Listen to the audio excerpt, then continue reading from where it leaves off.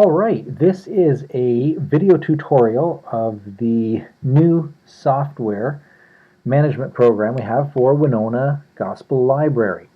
So hopefully it won't take me too long. I'll see if I can whip through this quickly. This will be video 1 of 2, just to kind of break it up a little bit, and hopefully it'll be digestible and easy enough for everyone. Okay, so the very first thing you need to know is when you'll see I have a new MacBook Pro here for the library. It just works very, very well, and the software we have only works with the Mac, and anyway, it was in the budget, so we thought we'd go this route, and so that's why we have it, and I think it should be connected to the wall pretty much at all times, because it's just a really nice piece of equipment that costs thousands of dollars new, and it can walk away fairly easily. So enough about the hardware. The software, when you open this up, you can see that there will be a there's a little power button on the upper right of the keypad area. Of course, that's your power button. You may or may not need it to bring it to the sign-in screen, which you do not see. I've already signed in here, but you'll probably see a sign-in screen if you're the first one at the computer for the day, and you'll need a password. The password is that right there. Winona 316, no spaces, and the W is capitalized. It's definitely case sensitive, so make sure you make note of this. Winona 316 is your password with a capital W. All right, so that's that. The other thing that you will also need to know is this. That is the official email for the library. It is, you can access it with, see down here in the app area below, you see that mail app, and that's where you can access it. It's the only email there. All right, you can also email this if you have questions for me.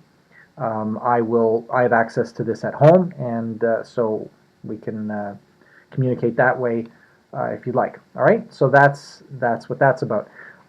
I've tried to make this interface here. Once you sign in, you'll see this is kind of the desktop, I guess. Macs are a little different if you're not familiar with them in a number of ways, but I've tried to make it as PC-ish as possible. So I've put things here on the desktop, but there's like nothing here because we want to keep it pretty clean and simple for the library. You can access apps down here. I've taken a lot of them out because we don't really need them, and you can have hundreds of them. We don't even need everything here, but it is useful. Here we've got Microsoft Excel to access the current library, and Word, and there's this is, as I mentioned, Mail. You can get on the internet with Safari, and don't really need iTunes, but this down here, this is important. Delicious Library 3, that is our software. You can also see up here, you've got it. So you can double click it up here or down here, it doesn't really matter. I'll access it down here, show you what's going on. Okay, here's the program. It's called Delicious Library. It was a very good deal, and it's very easy and fairly powerful, and it does kind of what we need it to do, and I'll explain that as quickly as I can. It's a powerful program in many ways, and it can look very beautiful. It's got actual bookshelves that you can have with mahogany wood or maple, whatever. I'm not even going to show you that because it doesn't really matter for what we're doing. I'm keeping it very academic looking. So it's just a database. You can view it if you wanted to like this with all the books, but there's no covers. I don't really care at this point, but I don't really like this look. I'd rather have them listed so you can see more. So there we go there. Okay, so this is as you can see up here, here is the library. It has 5,051 books.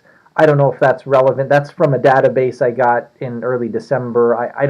It's definitely not the latest, but there's going to be a little bit of bumps along the way of the transition, but who cares if it's not totally up to date. We'll get things happening as soon as this gets running. We'll be close enough to having things under control. That you pretty much leave it right there in library, and here's your list of books.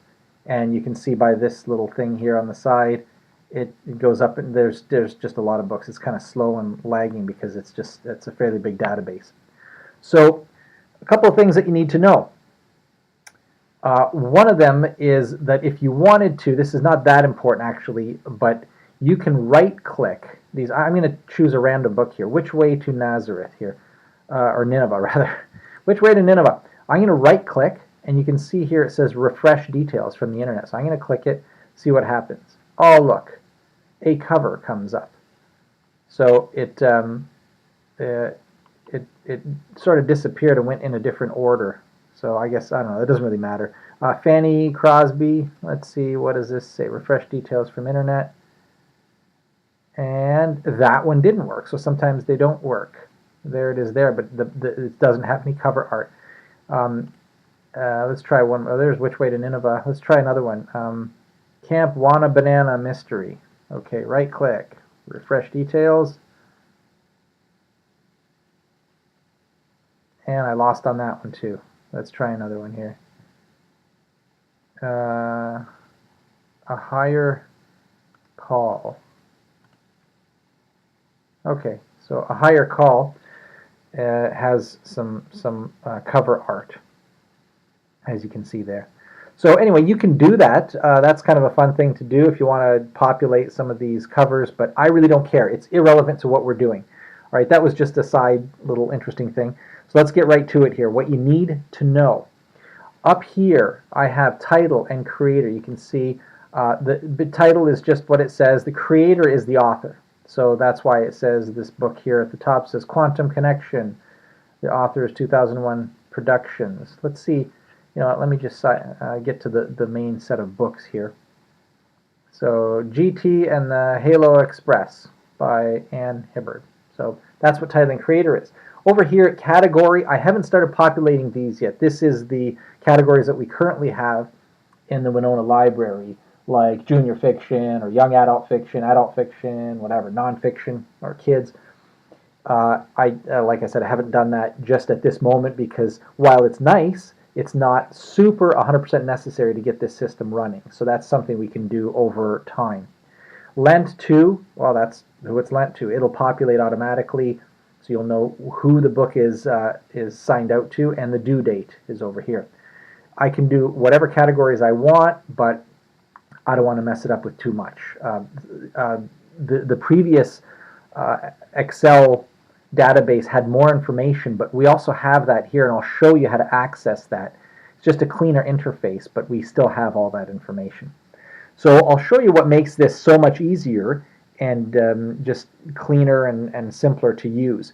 What you really need to know is really only three things. How to sign out a book, how to sign back in a book, and potentially how to add information in the library for people who are signing books out. All right, so over here on the left it says friends. I only have one person, it's me. I'm going to add another one just to show you what will happen. Now, this may be populated with a whole lot of people by the time you get to use this program.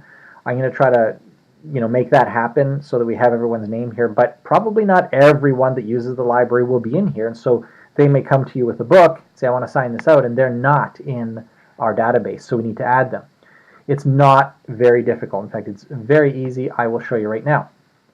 You go to File up here at the top, down to New Friend. These are all left clicks unless I tell you otherwise. And down here it says New Person. Click New Person. First name. So I'll just do my wife, Debbie. Last name, Steck. So we need a first name and a last name. Can be the parents, that's fine. Email. You know what? Let's do info at. That's one of our emails, and then we just add friend. So now there are two people in the library, and this is how I'll populate it with everybody. So back to the library. Somebody comes to you with a library book. Let's say it's called Lady of Penrose Manor. All right, so up here, upper right, search. Lady of, oh look, Penrose Manor right here. So you click that, and Lady of Penrose Manor shows up at the bottom over here. All right, so you can search by title when somebody plops it down in front of you and says, I want to take that out. All you do is type in any part of the title and it'll take you to it. Then what you do, watch how easy this is. I'll just bring this up here. So you would left click, not over here, but on the book, and Miss Debbie Steck wants to take it out, so I'm going to drop it into Debbie Steck's name. Now Debbie Steck over here has one book that's out, Lady of Penrose Manor. There it is. Back to the library, and you'll see over here on, whoops, trying to click to show you the clicks, but it, over on the right of this blue bar here, you see it says out. So here I'll click off it. It says out, so pretty clear where that book is. It's not in the library at the moment. All right, it's just been signed out. So that's pretty much what you do. So another book, The Baby Book by William Sears. Left click, and this time Peter Steck wants to sign it out. So you make sure the person's highlighted so you can see it goes up and down there. So we'll do Peter Steck, drop it in there, and lo and behold, it's out. That is all you do. So talk about easy. There is no stamping, there's no rubber stamps, there's no date changing, there's no catalog cards, there's no envelopes, nothing like that. Nobody's bending over, signing out their name, and all that kind of stuff. All right. So that's pretty much that. Now the default time that this book or video is out is 1 week. Now I'll explain that in a bit detail in the next video, but as far as I'm concerned, I'm just going to leave it like that because it doesn't really matter. If they're late, who cares? It's not that big a deal as long as we know who has the book and we can email them a reminder. So if you wanted to finesse this, you can easily change the date for returns, and I'll show you that in a bit. But let's finish this train of thought here. So that's how you sign up books, really easy. Now, what happens when the book comes back in? Well, Lady of Penrose Manor now. I'm going to get away from here. It doesn't matter where we are. Lady of Penrose Manor comes in, and you do the same thing. You go up into the search bar, and you do Lady of. There it is, and you see that it's out. Well, I would click it, left click it, and there it is again here at the bottom. And all you have to do is right click and check in book, left click.